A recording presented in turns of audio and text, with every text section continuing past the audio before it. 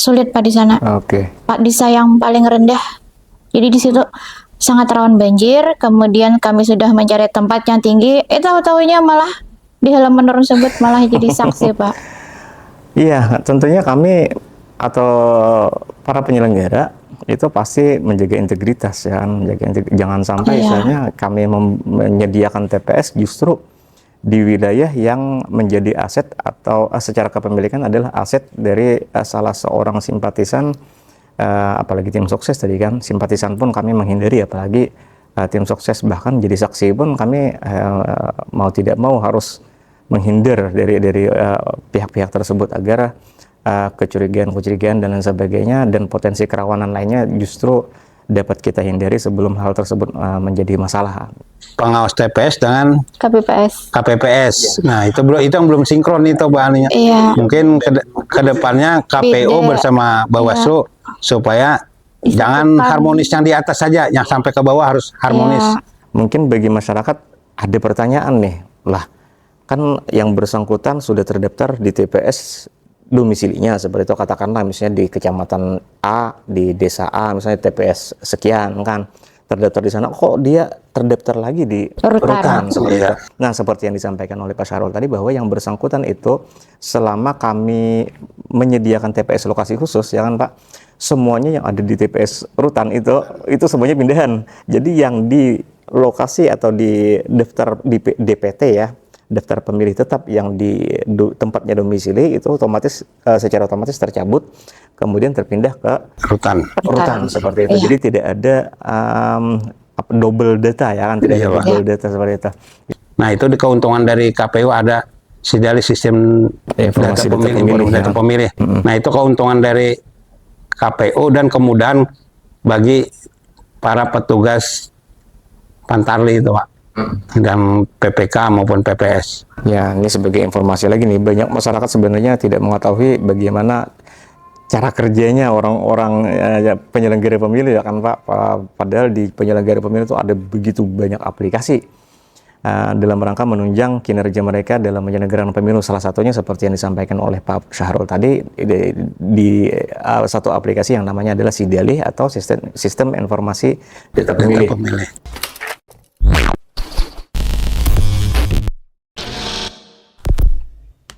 Assalamualaikum warahmatullahi wabarakatuh. Waalaikumsalam warahmatullahi wabarakatuh. Salam sejahtera untuk kita semua. Shalom, Om Swastiastu, Namo Buddhaya, salam kebajikan, Rahayu. Alhamdulillah pada momentum kali ini kami kembali dapat merilis podcast edisi tahun 2025, yang mana pada kesempatan kali ini kami akan mengulik atau membahas tentang penyelenggaraan pemilu dan pilkada di TPS-TPS lokasi khusus dan juga TPS-TPS yang rawan bencana. Mungkin masyarakat kurang familiar mendengar istilah TPS lokasi khusus seperti itu, karena memang hal ini memiliki kekhususan atau perbedaan tersendiri dibandingkan dengan TPS-TPS lain pada umumnya. Bersama kami pada hari ini telah hadir mantan Ketua PPK Kandangan, Pak Syahrul, dan mantan anggota PPK Kalumpang, Ibu Berniah. Ini lebih familiar sebenarnya dipanggilnya Jojo. Iya. Mbak Jojo Acil Pupur malah. Nah, itu panggungnya di KPU Pak. Iya, karena beliau ini adalah andalan di divisi Sosdikli kemarin untuk syuting dan lain sebagainya. Bahkan sampai kemarin itu sempat mendapatkan panggilan khusus Acil Pupur. Oke, sebagai mantan badan ad hoc panitia penyelenggara pemilu atau pilkada dan juga pilkada di tingkat kecamatan, tentunya ada banyak pengalaman, ada banyak hal yang mungkin perlu kita share kepada masyarakat agar masyarakat mendapatkan wawasan dan juga pendidikan pemilih berkaitan dengan perjalanan demokrasi di Indonesia, termasuk juga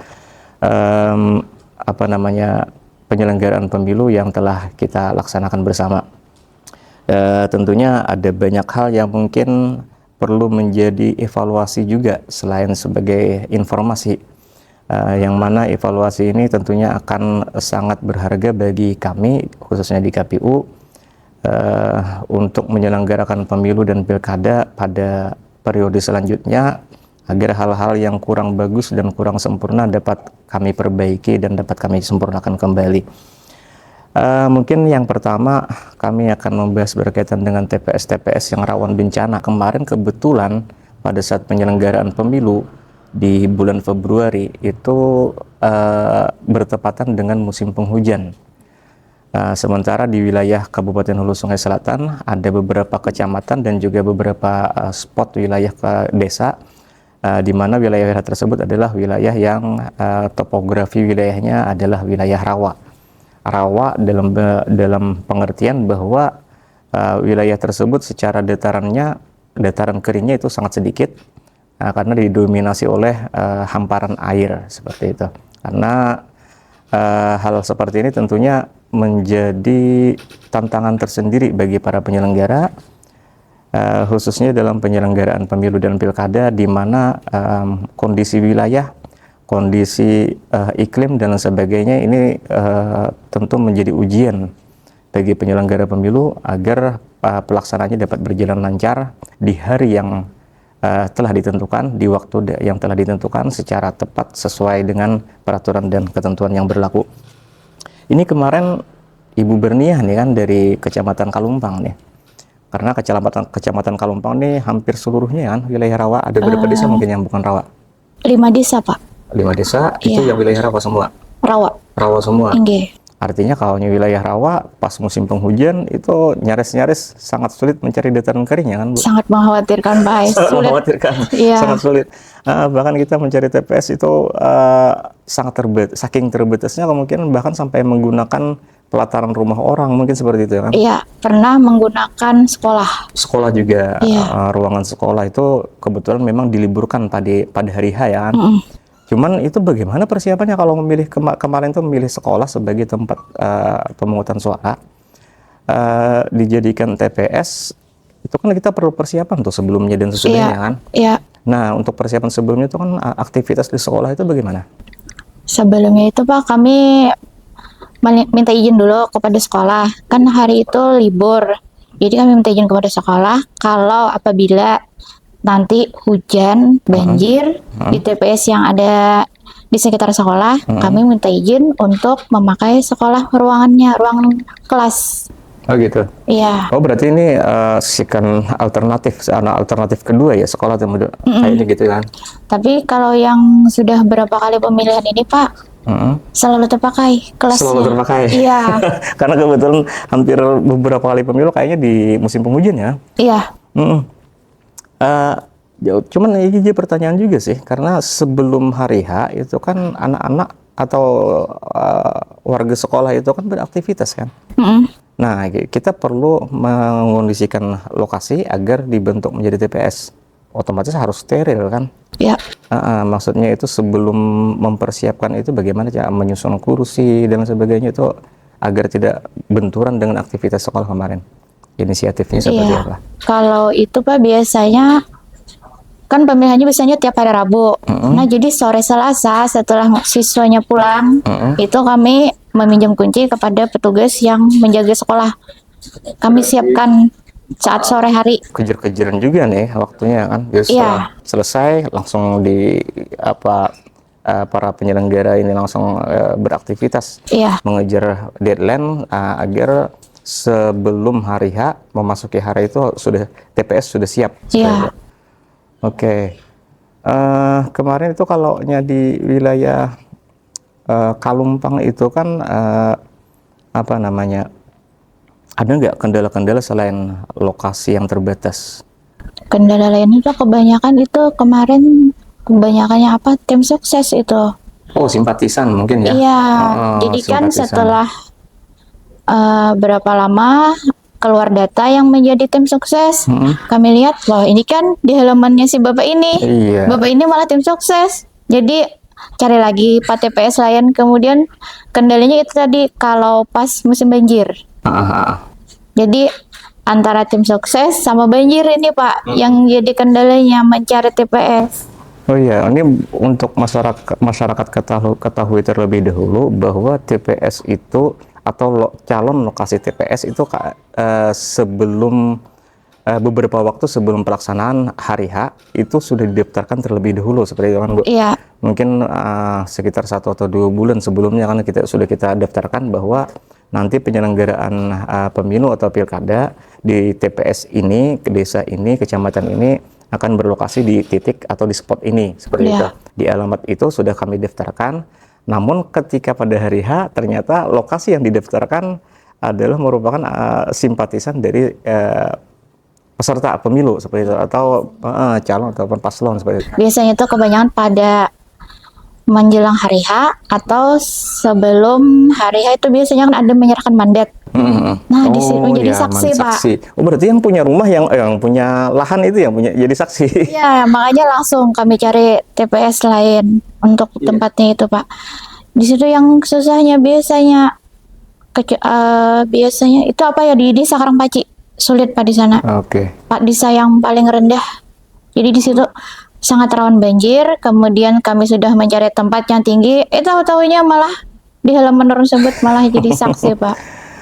Iya, tentunya kami atau para penyelenggara itu pasti menjaga integritas ya, jangan sampai misalnya kami menyediakan TPS justru di wilayah yang menjadi aset atau secara kepemilikan adalah aset dari salah seorang simpatisan, apalagi tim sukses tadi kan, simpatisan pun kami menghindari, apalagi tim sukses bahkan jadi saksi pun kami mau tidak mau harus menghindar dari pihak-pihak tersebut agar kecurigaan dan lain sebagainya dan potensi kerawanan lainnya justru dapat kita hindari sebelum hal tersebut menjadi masalah, jadi blunder bagi kami. Mungkin beralih nih ke Pak Syahrul nih. Ini masyarakat mungkin banyak yang belum tahu apa itu TPS lokasi khusus. Kebetulan untuk Kabupaten Hulu Sungai Selatan kemarin itu kita hanya punya satu ya kan Pak? Iya Pak. TPS lokasi khusus di rumah tahanan di Kandangan kemarin itu. Mungkin Bapak bisa ceritakan ini apa sih kekhususan dari TPS lokasi khusus?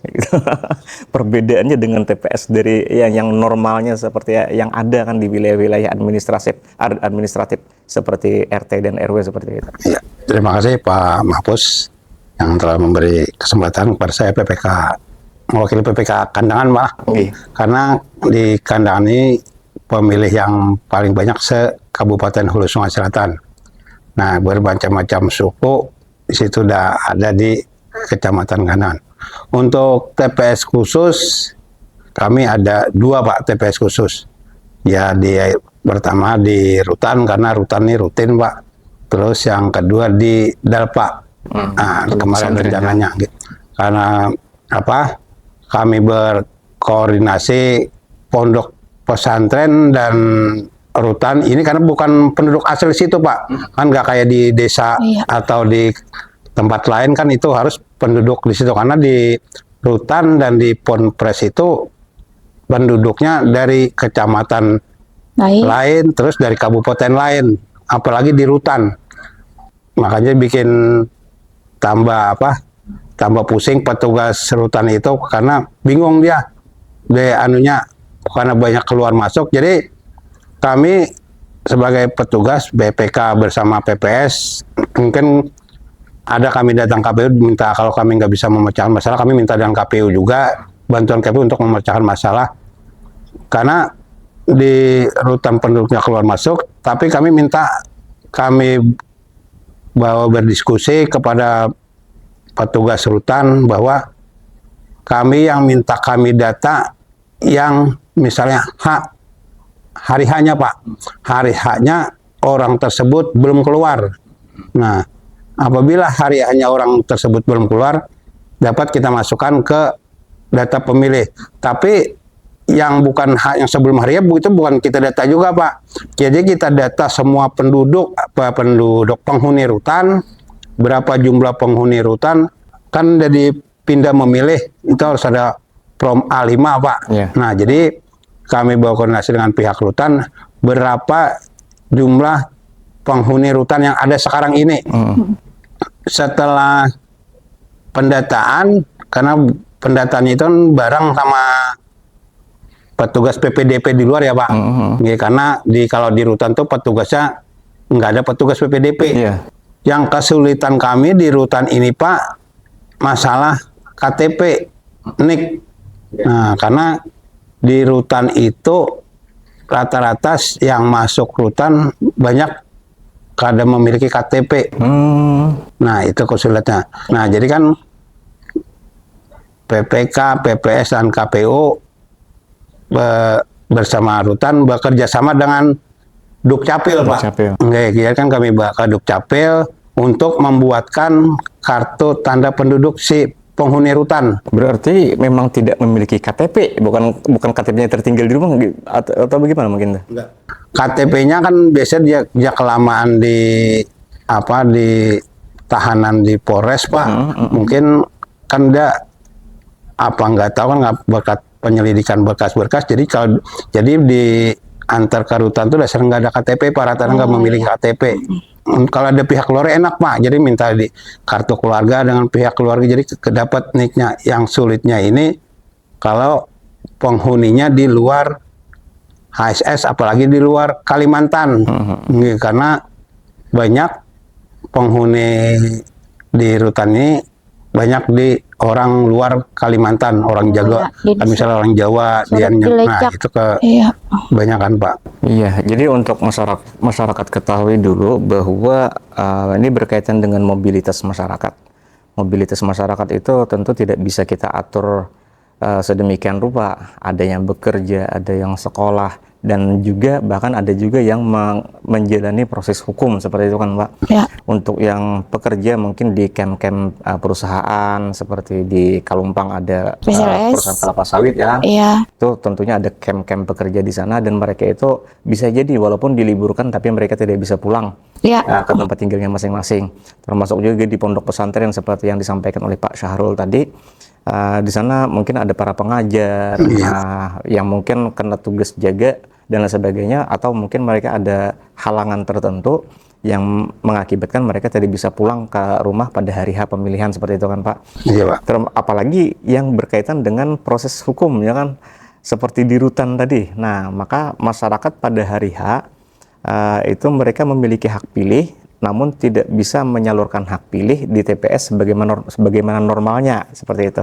Sehingga dari KPU itu menyediakan namanya TPS lokasi khusus kan. Itu untuk pendahuluan agar masyarakat ketahui sebagaimana yang disampaikan oleh Pak Syahrul tadi.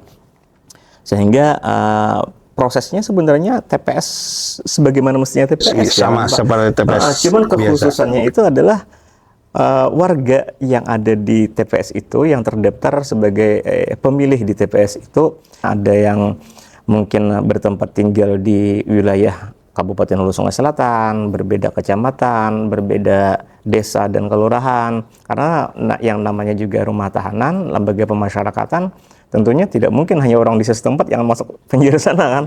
Bisa jadi orang luar dari Kabupaten Hulu Sungai Selatan, sementara pada saat pemilu mereka tetap memiliki hak pilih. Walaupun pada saat pemilu mereka mungkin hanya dapat memilih beberapa pilihan saja. Contoh misalnya dari provinsi lain, masyarakat atau pemilih yang kebetulan menjalani proses hukum di rutan, mereka berdomisili di provinsi lain, maka secara otomatis mereka hanya dapat satu surat suara yang hanya berhak untuk memilih presiden, karena mereka tidak mungkin ikut memilih anggota dewan di sini seperti itu. Seandainya pun mereka berbeda kabupaten, mungkin mereka bisa jadi mendapatkan 2 atau 3 surat suara ya kan Pak. Kalau misalnya dapilnya secara provinsi itu dapilnya sama, otomatis mereka untuk DPR RI mereka mendapatkan hak pilih juga seperti itu surat suaranya. Ini mungkin sebagai wawasan bagi masyarakat, itulah yang disebut dengan TPS lokasi khusus. Dan ini merupakan layanan yang sebenarnya cukup unik dalam hal penyelenggaraan pemilu. Kenapa unik? Karena yaitu tadi begitu kompleksnya karakteristik pemilih di dalam TPS lokasi khusus. Cuman kemarin untuk yang sebagaimana yang disampaikan oleh Pak Syahrul tadi, bahwa kita di Kabupaten Hulu Sungai Selatan hanya berhasil membuat satu TPS lokasi khusus ya kan Pak. Iya Pak. Sementara di pondok pesantren kemarin entah kok persiapannya belum matang atau lain sebagainya sehingga gagal diselenggarakan atau dibangun TPS lokasi khusus. Tapi alhamdulillah kemarin itu setiap sekolah dan pondok pesantren tetap kita liburkan ya kan Pak. Jadi otomatis mayoritas para warga pondok pesantren tetap dapat menyalurkan hak pilih di tempat tinggalnya masing-masing.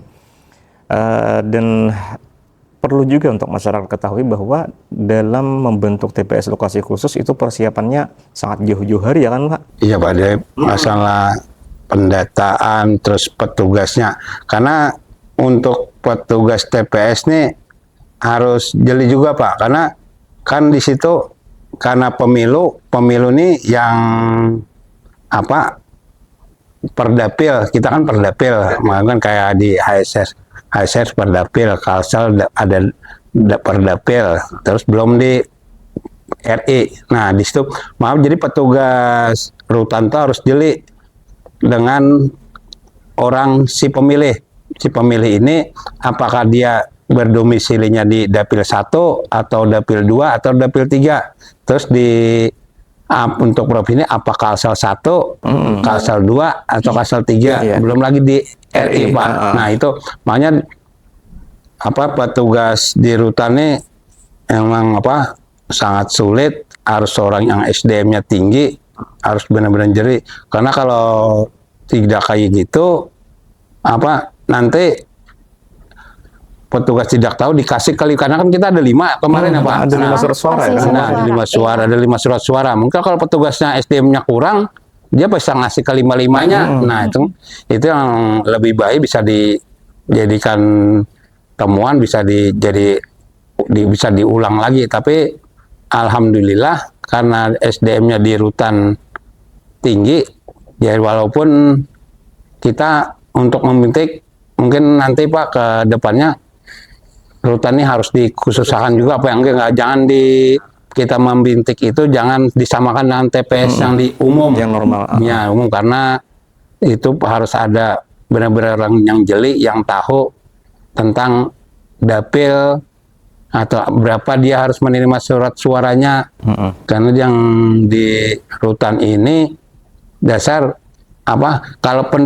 kalau kita samakan kayak pemilih yang di luar, di rutan itu mungkin karena di rutan ini di kandang ini di Jalan Merah Juansa, itu masuk kelurahan Kandang Kota Pak. Kalau itu kita cari penduduk Kandang Kota mungkin paling banyak 5 atau 10. Bahkan bisa jadi tidak ada ya kan? Ya, yang lainnya di luar kelurahan Kandang Kota, kan di luar kecamatan. Nah itu jadi makanya dinamakan TPS khusus, nggak kayak di luar. Kalau di luar orang itu aja. Kalau TPS khusus, kalau nggak SDM-nya nggak tinggi, mungkin kewalahan. Kalau TPS di luar kan itu ya mungkin ada lah pemilih tambahan dari luar mungkin ya, cuma itu kan hanya beberapa orang biasanya.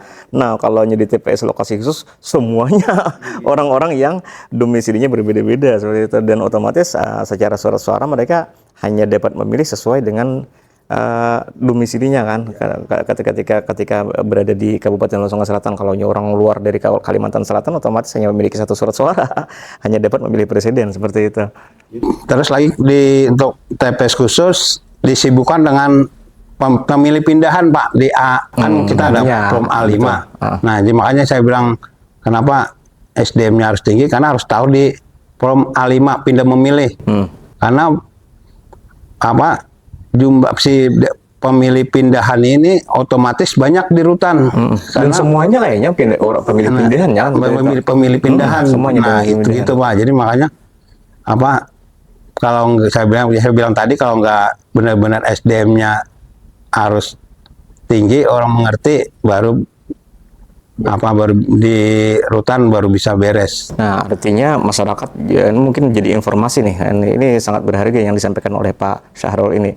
Mungkin bagi masyarakat ada pertanyaan nih, lah kan yang bersangkutan sudah terdaftar di TPS domisilinya seperti itu, katakanlah misalnya di kecamatan A, di desa A misalnya TPS sekian kan, terdaftar di sana, kok dia terdaftar lagi di rutan seperti itu. Nah seperti yang disampaikan oleh Pak Syahrul tadi, bahwa yang bersangkutan itu selama kami menyediakan TPS lokasi khusus ya kan Pak, semuanya yang ada di TPS rutan itu semuanya pindahan. Jadi yang di lokasi atau di daftar di DPT ya, daftar pemilih tetap yang di tempatnya domisili itu otomatis secara otomatis tercabut, kemudian terpindah ke rutan seperti itu. Iya. Jadi tidak ada double data ya kan, tidak ada double data seperti itu.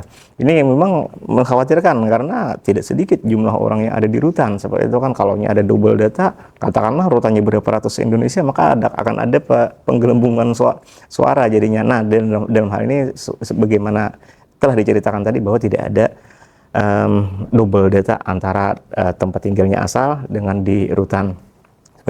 Itu kemarin itu SDM-nya bagaimana Pak, milih orangnya yang jadi penyelenggara pemilu, jadi KPPS-nya seperti itu? Untuk KPPS-nya karena kemarin masih ada 2 orang KPPS yang dulu Pak masih ada, jadi masih ada yang mengerti. Nah, sambil belajar kan diajarin kayak gitu bagaimana.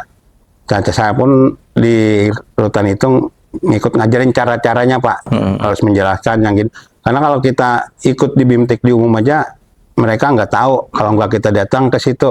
Jadi kita jemput bola Pak, bukan kita nunggu, cuma kita jemput, dia pun bersedia minta diajarin lagi bagaimana siapa-siapa aja yang dapat surat suara yang 1, 2, 3 sampai 5, karena mereka pun kalau yang petugas yang dulu itu dia baru sekali, terus karena petugas rutan yang dulu banyak pensiun, jadi petugas yang pernah ikut sekali itu yang ngajarin di samping PPK dan PPS. Nah, terus saya jelaskan untungnya kita nih di KPU Pak, karena ada Sidalih. Nah, Sidalih itu yang jadi kita nggak ada double data karena ada Sidalih. Walaupun ada double data, kita bisa meng-cross check, kita cek KTP-nya apa penduduk, misalkan penduduk kandangan atau penduduk daha, jadi bisa kita cek benar-benar orang itu apa berdiam di daha atau dia. Nah, itu di keuntungan dari KPU ada Sidalih, sistem data pemilih. Nah, itu keuntungan dari KPU dan kemudahan bagi para petugas Pantarlih itu Pak, dan PPK maupun PPS. Ya, ini sebagai informasi lagi nih, banyak masyarakat sebenarnya tidak mengetahui bagaimana cara kerjanya orang-orang penyelenggara pemilu ya kan Pak. Padahal di penyelenggara pemilu itu ada begitu banyak aplikasi dalam rangka menunjang kinerja mereka dalam penyelenggaraan pemilu. Salah satunya seperti yang disampaikan oleh Pak Syahrul tadi, di satu aplikasi yang namanya adalah Sidalih atau sistem informasi data pemilih. Jadi itu mulai aktif, sangat aktif, sebenarnya aktif terus ya. Cuman sangat aktif pergerakannya itu dimulai dari coklit ya kan, coklit yang dilaksanakan oleh para petugas pemutakhiran daftar pemilih atau PPDP atau Pantarlih. Jadi Pantarlih itu akan mendata, menyandingkan data yang sudah ada dengan faktual di lapangan, kemudian itu diinput ya kan Pak ke Sidalih, kemudian di Sidalih ini nanti akan ada cross check data dan lain sebagainya, sehingga tabrak data itu bisa memunculkan informasi yang harusnya divalidasi seperti kan, hal-hal yang perlu divalidasi, sehingga tidak ada double data. Itu bisa kami pastikan tidak ada double data, karena proses checkingnya itu, cek dan rechecknya itu berkesinambungan ya kan Pak, dan bahkan adminnya di kecamatan itu khusus 1 orang seperti itu kan. Ya, itu belibetnya penyelenggaraan pemilu sebetulnya. Mungkin hal-hal yang seperti ini agak awam sih didengar oleh masyarakat. Termasuk juga tadi di camp-camp bekerja kan, seperti di Kalumpang ada PT SLS itu perusahaan sawit ya. Iya. Nah, itu kemarin itu sudah dikunjungi juga ya kemarin. Sudah Pak, langsung oleh Ketua PPK Kecamatan Kalumpang. Cuman kemarin itu tidak dijadikan TPS lokasi khusus karena kalau tidak salah rasanya penghuni atau warga yang ada di sana lebih banyak yang pulang pergi ya. Iya, pulang pergi, kemudian ada sebagian yang boleh diizinkan pulang ke daerahnya untuk memilih. Tapi itu yang masih stay di situ kan masih ada. Contoh misalnya kayak security kan nggak mungkin pulang tuh kan. Security-nya kebanyakan pegawainya di situ itu Pak, orang kecamatan di situ juga. Oh. Jadi masih bisa izin libur untuk memilih, kemudian kembali lagi bekerja. Jadi mungkin mereka menggunakan shift ya kemarin itu ya. Ya, artinya kita bisa lega bahwa para warga yang punya mobilitas atau pekerjaan lainnya yang kebetulan mereka harus disibukkan dengan tugas dan lain sebagainya di tempat-tempat yang jauh dari lokasi rumahnya itu ya, tapi mereka tetap terlayani atau dapat menyalurkan hak pilih seperti itu yang harus kita pastikan agar kita bisa lega bahwa kita telah menyelenggarakan tugas dengan semestinya seperti itu kan. Kemarin itu kalau kita lihat di perusahaan kelapa sawit itu seluruh karyawan itu diliburkan ya? Diliburkan Pak, kecuali yang petugas jaga apa itu yang pompa. Oh, pompa sama security itu yang tidak diliburkan, cuman yang ini orang-orangnya lokal semua seperti itu. Lokal, kebanyakan lokal. Dan dari kecamatan lain, jadi masih bisa. Ada nggak yang di situ yang mereka yang tetap tugas pada hari H, namun terdaftar sebagai pemilih pindahan? Ada. Oh, berarti kan tetap terlayani ini kan, artinya mereka tetap bisa menyalurkan hak pilih meskipun tidak di tempat domisilinya, namun telah kita urus atau kita berikan layanan pindah memilih seperti itu. Karena kemarin Ulun pun juga ikut monitoring, juga ikut mensosialisasikan ke salah satu perusahaan kelapa sawit, kebetulan kemarin itu di PT Sam di Kecamatan Daerah Barat. Dan alhamdulillah kemarin itu karena warganya di sana cukup banyak sehingga untuk proses pindah memilih dapat berjalan dengan lancar dan seluruhnya dapat terlayani. Kemudian Pak Syahrul lagi nih, sebenarnya ini menarik sebenarnya kalau kita bicara tentang TPS lokasi khusus. Itu kemarin itu saya sempat dengar informasi itu sampai PPS stay di sana ya kan Pak. Ada PPS yang ditugaskan stay di sana, PPK pun ada juga yang stay di TPS lokasi khusus seperti itu kan, untuk membentuk KPPS ini jangan sampai ada kesalahan seperti itu kan, agar penyelenggaranya itu memang tepat dan akurat. Karena seperti yang kita ceritakan, Bapak ceritakan tadi bahwa orang-orang yang ada di TPS lokasi khusus itu pemilihnya semuanya itu domisilinya beda-beda ya kan. Dan ini sangat rancu, bikin rancu bagi petugas KPPS setempat ketika mereka salah mendeteksi orang, maka secara otomatis salah juga dalam menyerahkan surat suara. Ketika salah menyerahkan surat suara itu hampir dipastikan PSU ya kan. Hampir bisa dipastikan PSU karena orang yang tidak berhak memilih surat suara yang dimaksud seperti itu, karena misalnya mereka orang dari luar pulau Kalimantan, mereka otomatis hanya dapat satu surat suara kan, hanya dapat memilih presiden dan wakil presiden seperti itu. Tiba-tiba ternyata mereka diserahkan satu lagi surat suara misalnya DPR RI, mereka coblos dan udah masuk ke dalam kotak, jadi tentunya berpotensi menjadi pemungutan suara ulang jadinya kan seperti itu. Dan ini alhamdulillah kami sangat berterima kasih kepada PPK Kandangan kemarin punya inisiatif sampai menurunkan atau menugaskan PPS dan PPK-nya untuk stay di sana untuk memantau proses seperti itu. Ini mungkin bisa diceritakan Pak kemarin itu bagaimana gaduhnya, bukan gaduh sih sebenarnya, bagaimana sulitnya proses itu Pak. Terima kasih. Ini Pak, proses pemilihan. Jadi kami sebelum pelaksanaan pemilihan sama petugas KPPS di rutan, PPS maupun PPK, jadi kami ada ide, kami pemilih itu kami pilah-pilah Pak. Kami pilah-pilah siapa yang di dapil 1, siapa pemilih dapil 2. Jadi kami pilah, kan misalkan dapat yang berapa, yang dapat 5 surat suara, 4 surat suara, 3. Jadi kami bekerja sama dengan rutan, kami kasih ide kayak gitu aja supaya si petugas rutan itu enak, supaya nggak ada terjadi kesalahan. Karena apabila kita keluarkan satu ruangan, kita nggak tahu ini ibaratnya pemilih dari mana, kita nggak tahu. Jadi sebelum hari H sudah kami data terlebih dahulu berapa pemilih yang berhak memperoleh 5 surat suara. Berarti dibuatkan rekap namanya. Ya, terus berapa yang mendapat 4 suara, 3 suara, terus 2 sampai 1. Nah, Berarti itu ini penomoran antrian ini diatur ya kan? Iya, Pak. Antrian. Yes. Jadi khusus yang 5 suara-suara dulu, selesai kemudian 4 surat-suara seperti ya. Oh iya, cerdas itu Pak. yang jadi permasalahan lagi di rutan ini Pak, kebanyakan kekurangan surat suara. Oh iya, Nah, betul. kekurangan surat suara nih. Kayak iya. kami dulu Akibat keluar di masuk. pemilu 2014 2019 kalau nggak salah tuh Pak, sampai karena apa?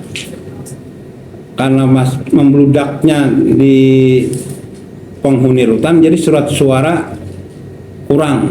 Nah, jadi saya sama teman-teman terus berkoordinasi dengan KPU bahwa kami melakukan di rutan kekurangan surat suara. Nah, di situ kami kan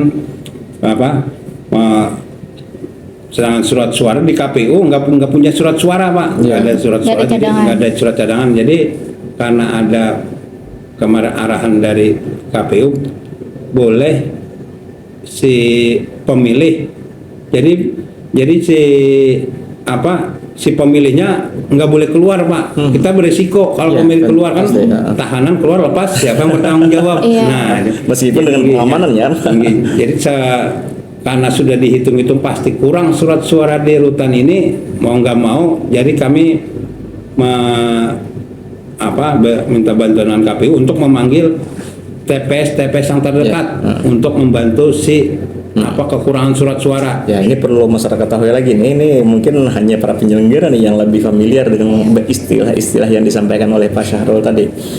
Yang pertama adalah surat suara itu sudah terhitung itu tepat sesuai dengan jumlah pemilihnya kan ya Pak. Sesuai DPT. Kalau DPT-nya di TPS itu misalnya 200, maka surat suara yang disediakan hanya 200. Tidak lebih dan tidak kurang seperti itu.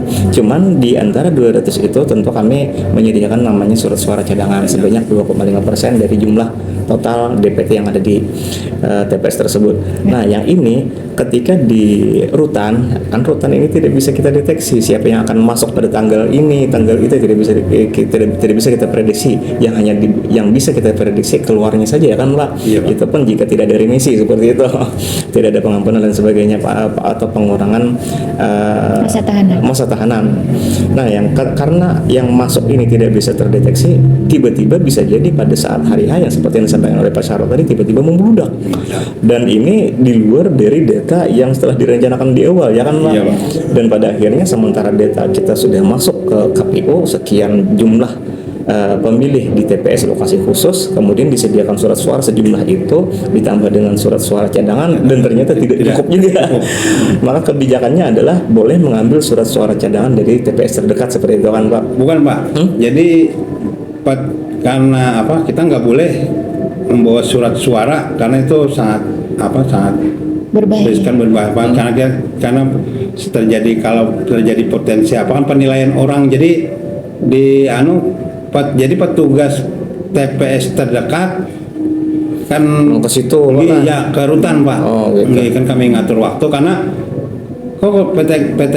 TPS terdekat harus ke rutan. Jadi TPS terdekat udah kami kasih jadwal ke rutan itu sudah jam 12 Pak. Karena jam 12 siang. Kan penghitungan suara jam 1 karena jam 12 siang, sedangkan kalau kita supaya apabila di TPS umum sudah terlayani si pemilihnya, jadi petugas TPS terdekat bersama-sama pihak keamanan, petugas yang lain dikawal. Jadi bukan TPS-nya bukan cuma itu, kita berisi jadwal juga Pak, supaya TPS ini dulu datang. Jadi TPS yang dekat rutan itu, jadi yang dekat datang ke cuma TPS yang terdekat itu bukan melayani seluruh kekurangan itu. Jadi kita pun minta data juga berapa kekurangan surat suara. Misalkan surat suaranya kurang 25. Jadi kita meminta beberapa TPS, bukan satu TPS, Pak. Beberapa TPS karena kami jatahkan satu TPS 10. Jadi minta 10 surat suara. Itu pun kami berberita acara juga Pak. Ya, karena kita memindahkan logistik. Karena kita karena pemilu ini kan ibarat anunya ini sangat banyak yang memantau lah Pak. Kan kita nggak sembarangan membawa surat suara, enggak. Jadi kita harus minta dari pihak keamanan, dari polisi, TNI, Polri, terus dari Panwas. Jadi berarti kemarin itu tuh bukan surat suara cadangan lagi yang dipakai nih?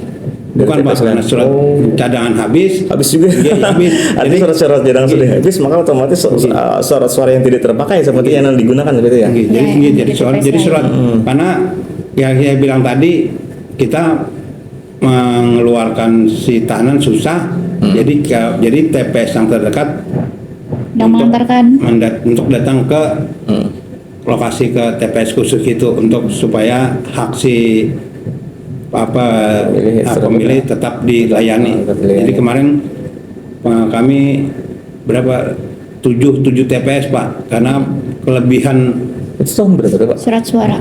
Kalau kelebihan pemilih 2023 kalau nggak salah Pak, 2024 kemarin. 24 kemarin gitu. Kemarin kami maninya. Jadi kami nggak berani meminjam surat suara, kami bawa ke rutan, kami nggak berani. Jadi petugas TPS petugas umum mendatangi ke TPS khusus untuk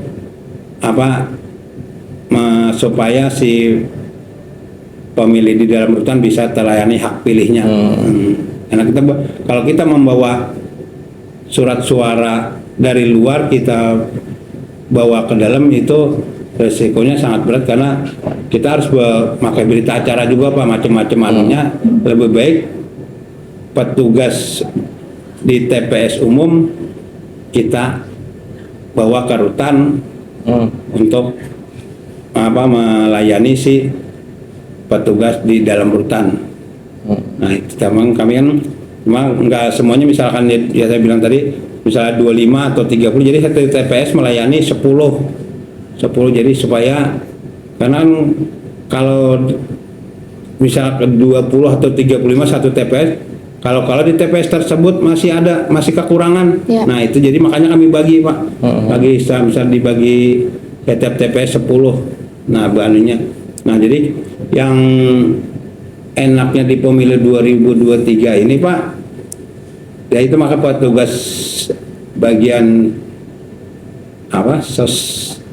yang bagian divisi data tuh, karena enaknya di daftar pemilih, jadi semua petugas KPPS enak berapa apa yang orang itu dapat, misalkan dapat DPRD kabupaten, DPRD provinsi, DPR RI, terus DPD, presiden. Karena di data pemilih itu di absen hadirnya sudah ada Pak, sudah ada checklist apa-apa. Jadi itu makanya di pemilu 2023 ini petugas KPPS dimudahkan lagi, lebih terbantu karena jadi tahu dia nih dapat 3 surat suara, 4 surat suara. Nah, mungkin itu yang membantu di KPPS, baik TPS khusus maupun TPS di luar rutan.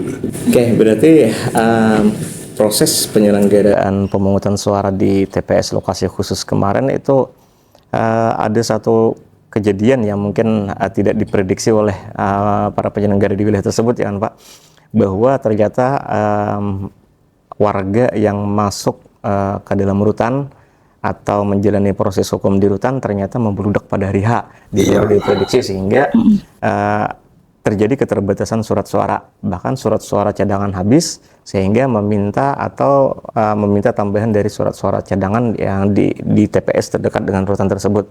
Namun prosesnya ini diserahkan oleh KPPS di TPS terdekat, itu diantarkan ke TPS lokasi khusus dengan pengamanan ketat ya kan Pak, seperti itu.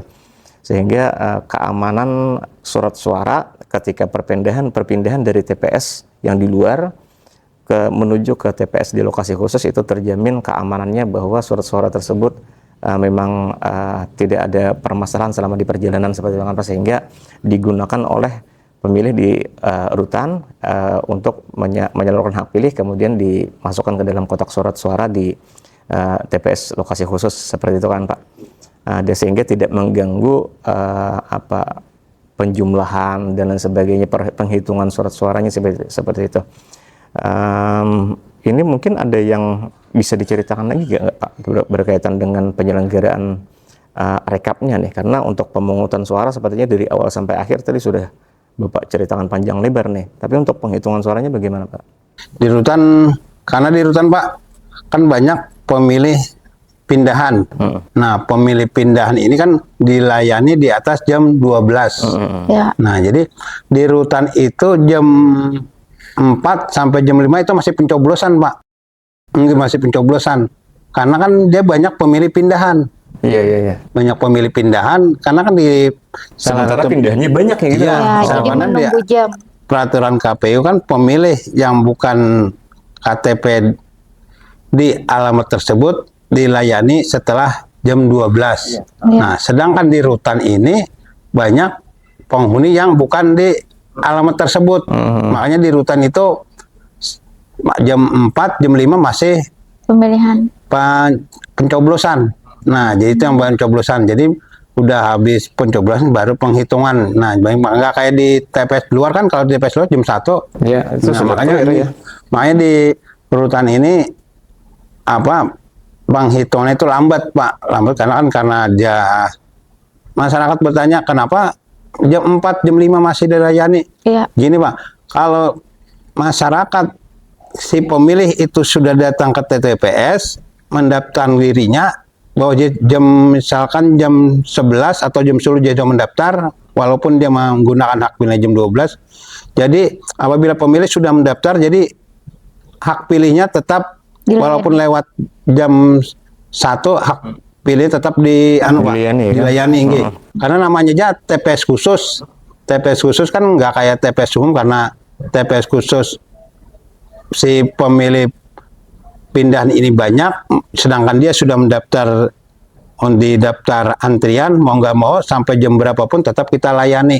Nah, ini melayani. Jadi di anunya kasih makanya itulah, kalau TPS khusus kalau pagi santai, tapi kalau di lewat jam 12, nah itu mulai sibuknya. Di sana. Nah, situ mulai sibuk. Terus masalah untuk penghitungan suara ini makanya yang unik. Nah, karena di penghitungan ini walaupun kita pengalaman kalau nggak ada teknik cara penghitungan tuh nggak Pak. Makanya banyak di TPS luar ataupun di TPS khusus banyak selisih Pak.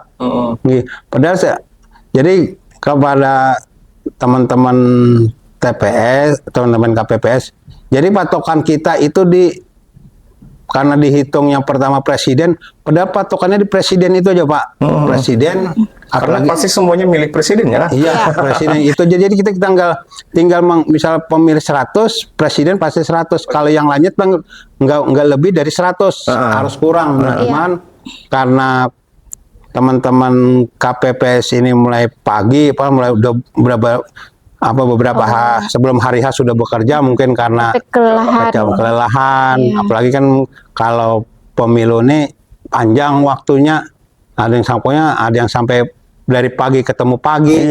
Nah, gitu anunya. Makanya di rutan itu keuntungannya di TPS khusus, apabila mereka istirahat itu berperjanjian, jadi ada ruangan khusus Pak. Jadi surat suara ada di ruangan khusus, diamankan, terus dikunci oleh petugas TPS. Jadi Jadi kebanyakan di masyarakat, di TPS khusus ini enggak, karena TPS khusus itu tempat yang paling aman untuk penyimpanan logistik, karena ada ruangan khususnya Pak. Karena kan kami minta oleh Kalapas bahwa ini harus ada tempat atau satu ruangan untuk penyimpanan kotak dan surat suara. Tapi ini kan biar enggak jadi pertanyaan masyarakat nih. Artinya memang TPS lokasi khusus di rutan itu memang tertutup kan, karena memang rutan ada pemilu atau tidak ada pemilu tetap tertutup kan bagi masyarakat umum kan. Tapi kan pada saat penyelenggaraan pemungutan dan penghitungan surat suara itu bahkan dari logistik datang sampai logistik keluar, logistik pemilu maksudnya, logistik pemilu datang dan hingga logistik pemilu keluar, itu kan pengawas tetap punya akses masuk kan Pak? Ini Pak, kalau di rutan kan kita bukan nggak sembarangan masuk. apabila kita memakai ID card, terus kita berlapor dari mana, atau dari KPU, dari Bawaslu, atau dari pemantau, dari asal kita punya identitas, kartu identitas, kita lapor, kita bilang dari sini, insya Allah di rutan melayani, Pak. Artinya bahwa ini tidak tertutup sama sekali itu enggak ya kan. Artinya untuk pihak-pihak yang memang punya kewenangan, memang punya kewajiban, memang punya kepentingan di sana, khususnya seperti pengawas pemilu, saksi juga ya kan Pak. Wartawan boleh masuk. Bahkan wartawan pun boleh masuk ya Pak. Artinya ini dalam hal pemantauan dan lain sebagainya, pihak-pihak yang memang punya kewenangan, punya kepentingan dan kewajiban dalam penyelenggaraan pemilu, mereka tetap punya akses terhadap seluruh proses bahkan ya, seluruh proses penyelenggaraan pemilu, pemungutan suara hingga penghitungan, bahkan keluar masuknya logistik pun itu tetap pihak luar tuh dapat mengakses itu kan ya. Artinya tidak hanya PPK sendiri atau KPPS sendiri yang menyelenggarakan. Ini tentunya jadi pertanyaan di masyarakat nih, ini siapa sih yang bisa mengawasi di rutan sementara masuk keluar saja tidak boleh bebas seperti itu. Itu sudah terjawab mungkin.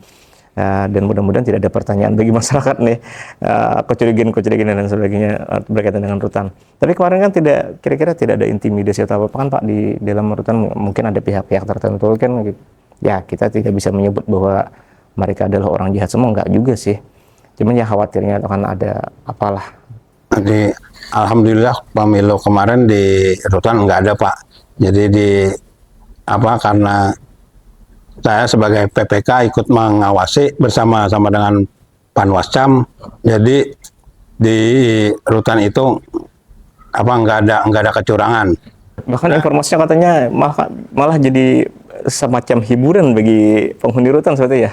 Iya, jadi makanya unik Pak, kan dari supaya nggak stres. Jadi bila pemilih yang sudah memilih boleh melihat untuk proses pemilihan, pemungutan maupun penghitungan. Jadi benar-benar terbuka kayak gitu. Jadi nggak ada istilahnya untuk petugas yang hadir, petugas, saksi atau pengawas. Jadi si penghuni rutan pun boleh menyaksikan. Jadi berarti pemilih yang di rutan itu ketika mencoblos bahkan sampai ke penghitungan suara ya, itu mereka tetap bisa mantengin prosesnya, mengikuti proses. Tidak hanya setelah mencoblos kemudian dimasukkan ke dalam sel, enggak. Oh, seperti itu. Tentu menjadi hiburan tersendiri bagi mereka kan. Hiburan lah dalam artian ada satu aktivitas yang mungkin baru selama yang namanya juga orang di rutan kan, di dalam sel ya kan, tempatnya sumpek dan lain sebagainya, bosan juga kan. Nah, ada aktivitas baru mungkin itu menjadi satu hiburan lah dalam tanda kutip ya. Karena kan lokasi TPS-nya itu kan karena ini rutan Pak, ada kurungan, terus di luar, bukan di dalam rutannya, masih kan rutan gede, jadi di luar masih pokoknya keamanan masih untuk keamanan untuk keluar si penghuni itu sulit karena TPS-nya nggak di dalam, di luar. Ya, makanya waktu pemilihan kan dia panggil satu-satu masuk, pas satu masuk. Nah, jadi kalau takutnya kan kalau kita di dalam, benar di dalam, cuma kan di dalam itu banyak sekat-sekatnya, bukan di dalam langsung di dalam orang banyak kita, enggak, karena bersekat-sekat. Jadi mungkin rutan udah tahu kan, oh ada ring 1, ring 2, ring 3. Jadi mungkin di ring 3-nya tempat yang lebih aman. Di luar itu bukan di luar rutan. Komplek rutan ya kan, tapi tetap di dalam komplek rutan, cuman mungkin katakanlah di luar dari sel mereka dikurung seperti itu kan, seperti ada lapangan mungkin seperti itu kan. Oh iya. Jadi ada pakai ring-ring kayak gitu Mbak Nis. Kan jadi makanya resiko tinggi kalau karena di rutan ini Pak, kan takutnya kalau dia itu resiko. Kalau lepas ya resiko sih ya, makanya tadi kita jadi pertanyaan juga sih, khawatirnya ada gangguan atau lain sebagainya, ada intimidasi dari pihak-pihak tertentu kan. Makanya si ini orang yang berkunjung ke rutan untuk memantau pemilihan, bukan petugas rutan itu cerewet, cuma petugas ini kan petugas rutan dasar benar-benar yang berkunjung itu memastikan, karena apabila ada masalah, si petugas itu juga yang kena resikonya. Karena memang ya, SOP rutan seperti itu kan, kita harus menghormati itu dan kita harus mengikuti SOP itu. Gitu. Yang ulun penasaran, yang jadi pengawas di dalam rutan, kemudian yang kayak wartawan meliput tuh boleh bawa handphone? Untuk wartawan, karena wartawan kan boleh Bu, karena namanya wartawan ingin meliput kegiatan kegiatan pemilihan atau penyelenggaraan pemilihan di dalam rutan, boleh. Nggak ada larangan, karena kita kan cuma untuk meliput di penyelenggaraan pemilihan, dan kita bukan kita meliput si penghuni rutan. Nah, kalau meliput untuk penghuni rutan nggak boleh, cuma kita pengen meliput si penyelenggaraan pemilu di dalam rutan, boleh aja. Berarti tetap ada aturan. Iya. Artinya yang diliput ya Proses POV pemilihan. ya proses itu ya.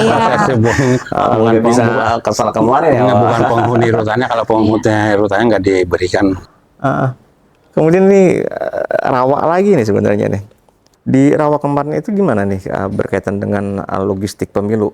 Kemarin kan udah musim penghujan, situasi di lapangan ini terendam air seperti itu. Ini kan sangat rawan nih logistik pemilu itu, jangan-jangan nanti kehujanan atau tersentuh air, apalagi sampai terendam seperti itu ada antisipasi bagaimana dari rekan-rekan PPK, PPS serta KPPS kemarin? Oh, kalau dari kami PPK khususnya ulun menyarankan anggota KPPS menyediakan tempat kardus seperti tempat bekas aqua gelas.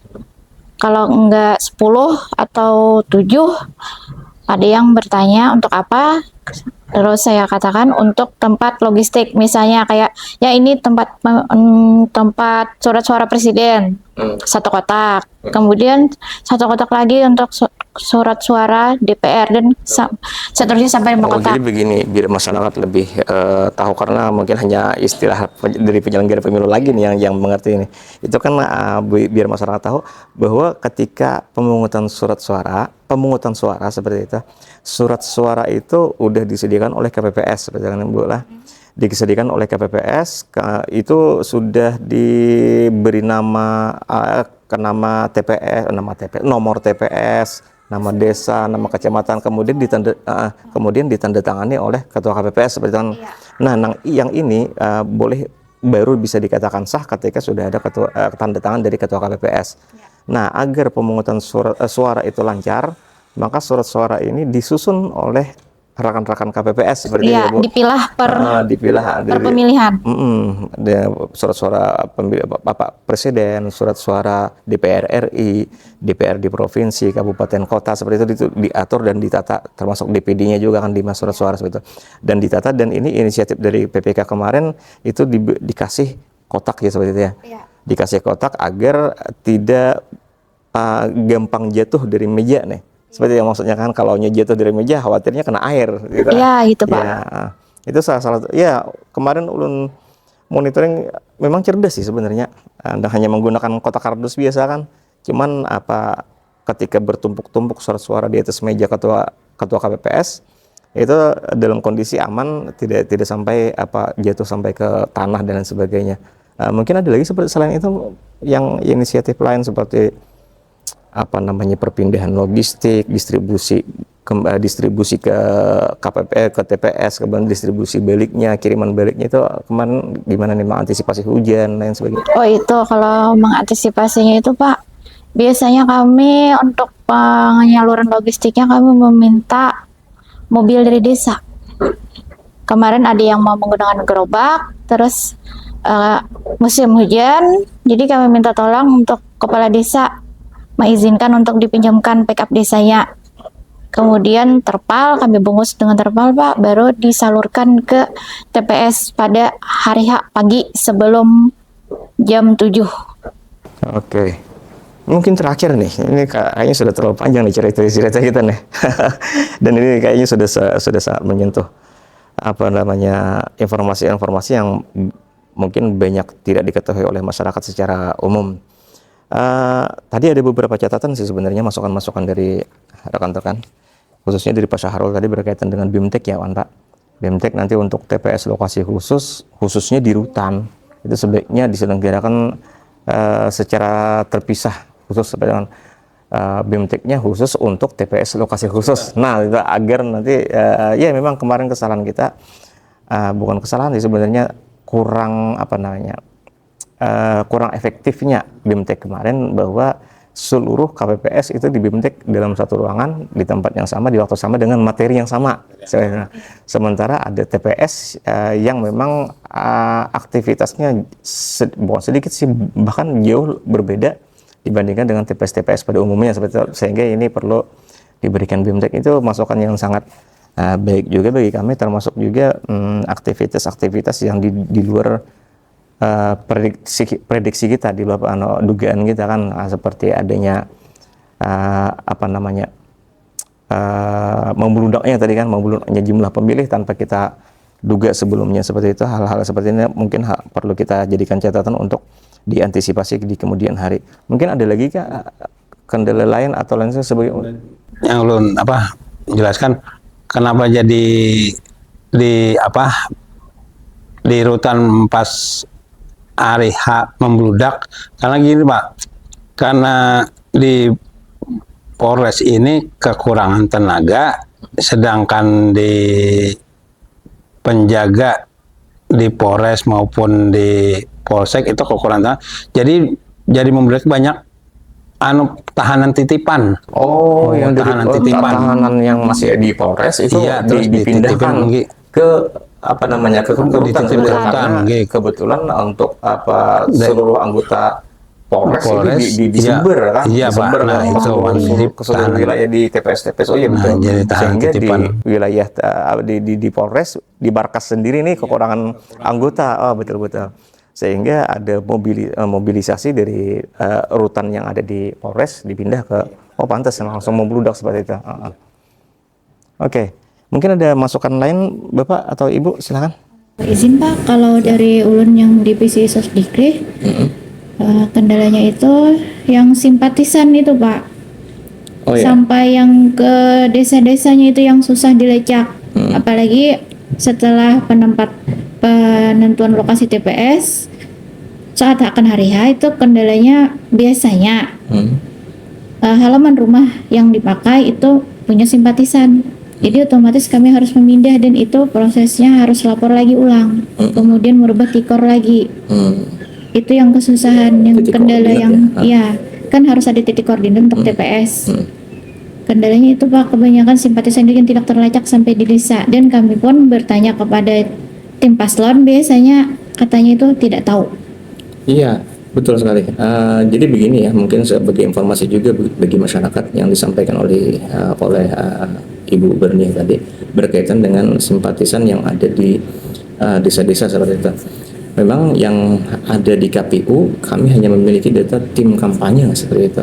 Ya. Tim kampanye, sementara tim kampanye ini terstruktur tidak mencakup sampai ke jauh di bawah rantingnya sana. Itu berbeda dengan partai politik.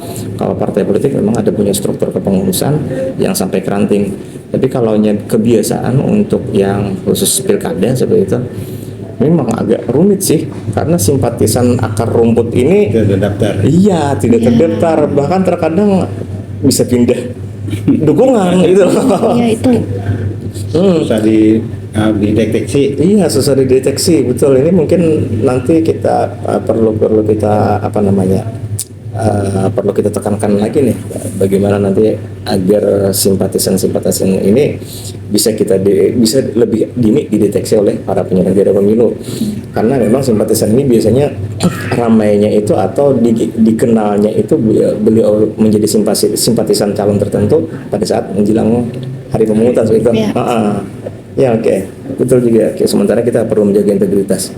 Mungkin ada lagi Ibu yang perlu Iya, ada lagi tambahnya. Kemudian mungkin ke pendidikan atau sosialisasi kepada saksi Pak.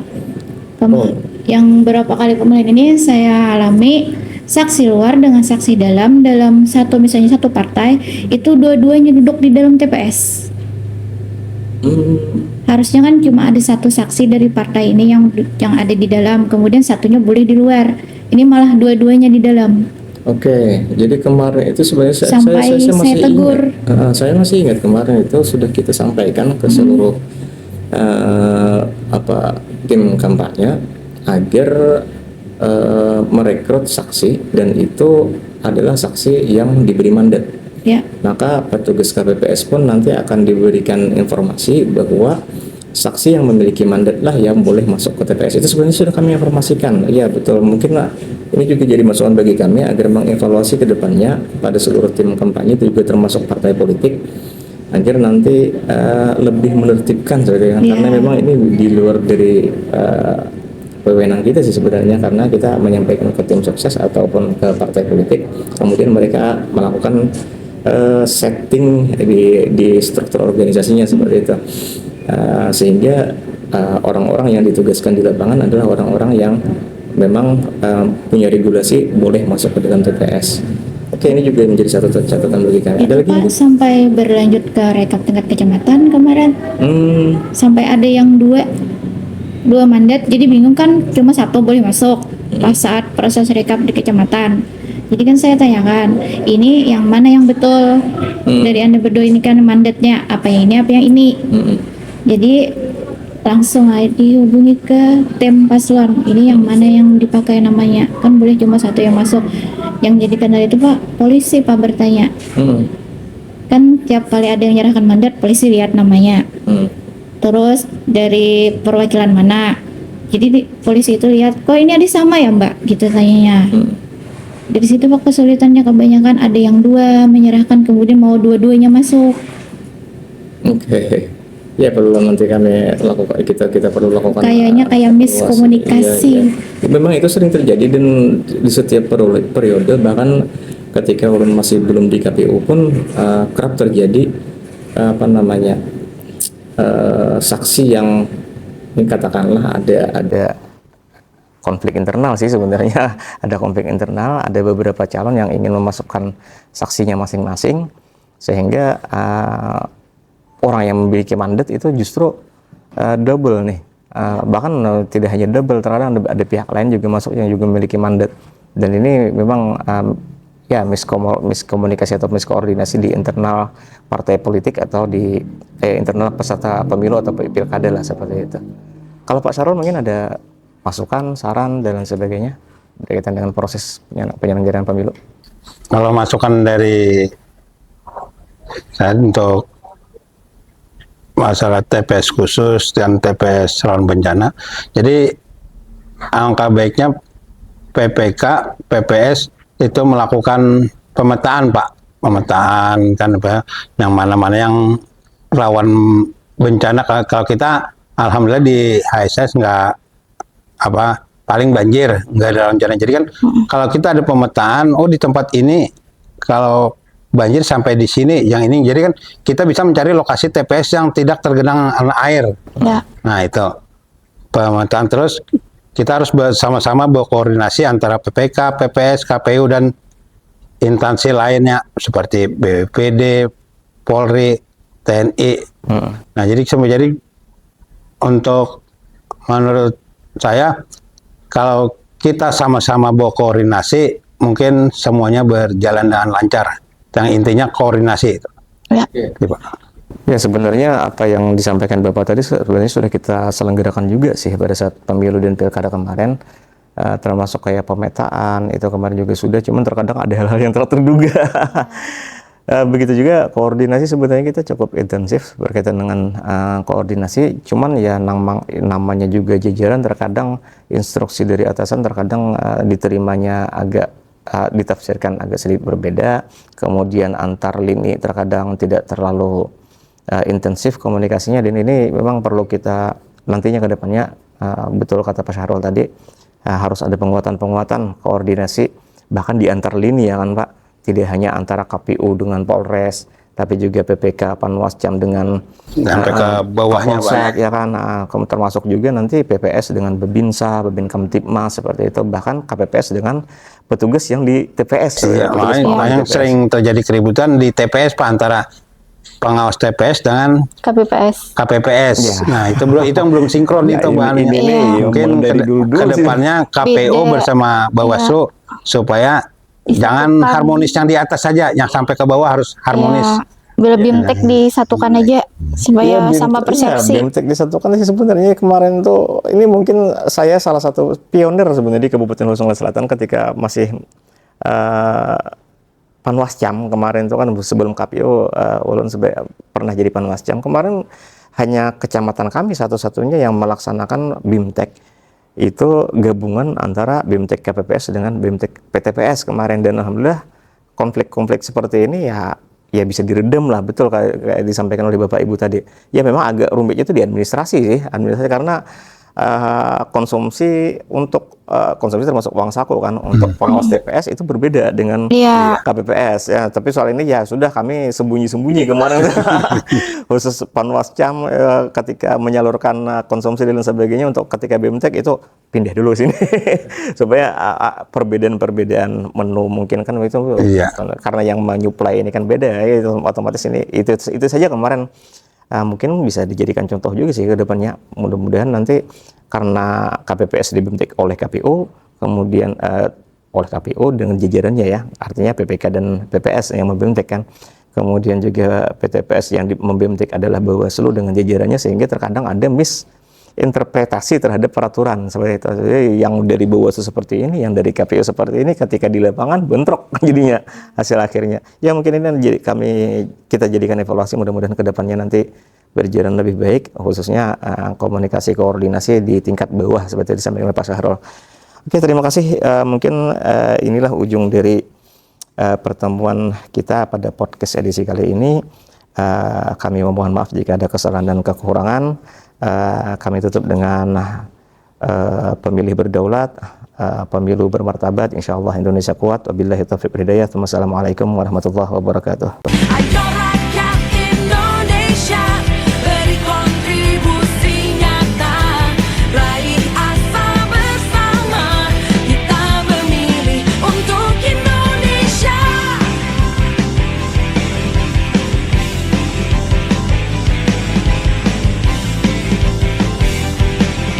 Kita memilih untuk Indonesia.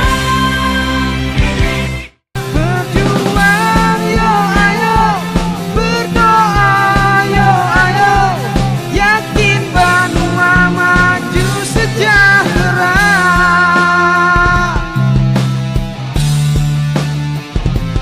Yakin Banua maju sejahtera.